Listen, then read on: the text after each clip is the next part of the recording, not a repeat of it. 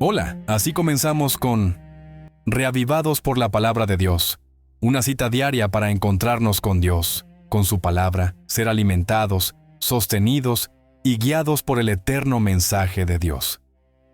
Hoy nos vamos a dedicar al capítulo 6 del primer libro de Reyes. Antes, vamos a tener una oración.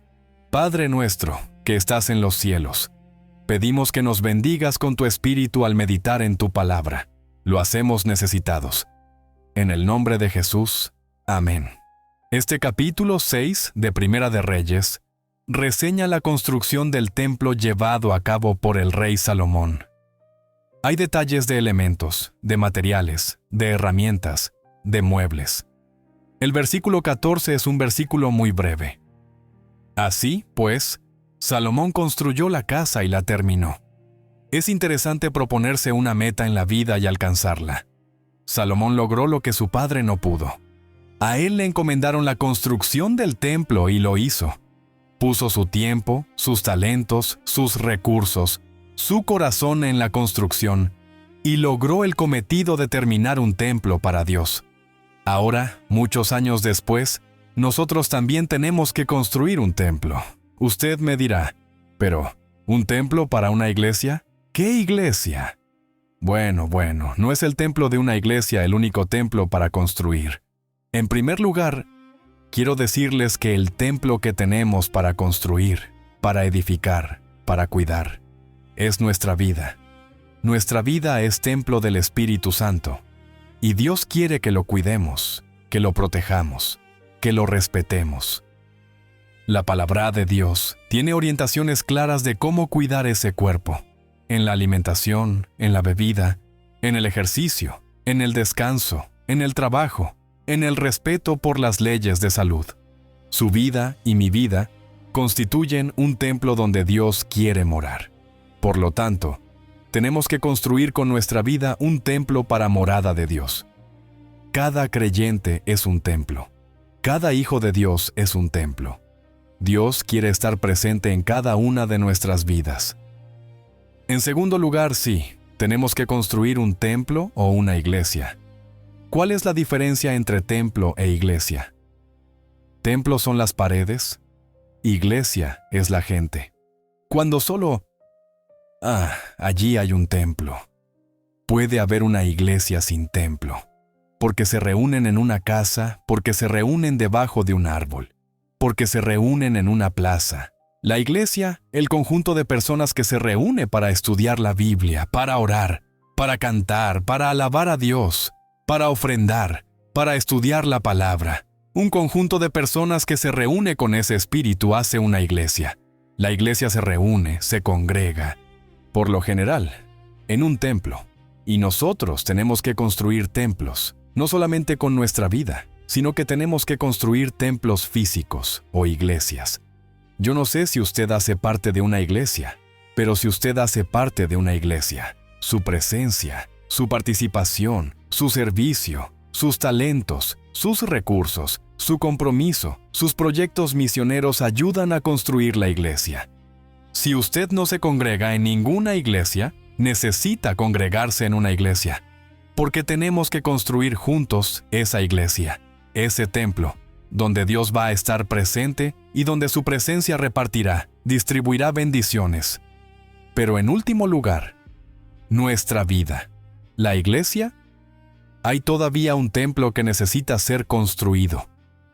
Mientras estamos aquí en esta tierra, construimos un templo en nuestra vida, porque nuestra vida es un templo donde Dios quiere morar. Construimos un templo con una congregación de personas, de hermanos, de amigos, de familia, que hacen la iglesia, porque la iglesia es el templo que construimos para Dios. Jesús fue claro al decir, no dejen de congregarse como algunos tienen por costumbre. La palabra de Dios es clara a través de San Pablo al darnos ese mensaje, y es clara también cuando a través de Jesús en San Lucas, se nos dice que la costumbre de Jesús era ir a las sinagogas, a los templos, a la iglesia, todos los sábados. Construimos un templo cuando cuidamos nuestra vida y le permitimos a Dios morar. Construimos un templo cuando hacemos una congregación, cuando hacemos parte de una iglesia que se congrega para alabar, para adorar, para estudiar, para compartir la fe y para compartir la esperanza. Una iglesia que está fundada sobre el fundamento de los apóstoles y profetas, es decir, sobre los escritos de los profetas, los escritos de los apóstoles, es decir, sobre la Biblia, es decir, sobre el propio fundamento que es Jesús. Nadie puede poner otro fundamento que el que está puesto, el cual es Jesucristo. Y sobre Jesucristo y sobre la palabra de Cristo, es decir, la Biblia, edificamos y construimos la iglesia de Dios. Pero dije que había un tercer templo hacia el futuro.